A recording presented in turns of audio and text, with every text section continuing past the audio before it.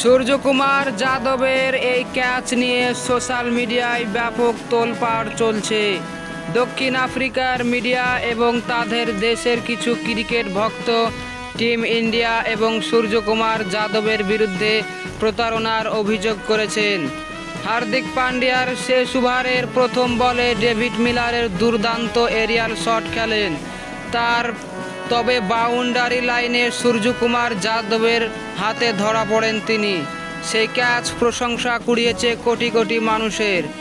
David মিলারের সেই shot প্রায় ছক্কার জন্যই নেওয়া, কিন্তু সূর্যকুমার যাদব বলটিকে মাঠের ভিতরে ঠেলে দেন, বাউন্ডারির বাইরে গিয়ে শরীরে ভারসাম্য বজায় রাখেন, তারপর মাঠের ভিতরে ফিরে এসে ক্যাচটি তালুবন্দি করেন।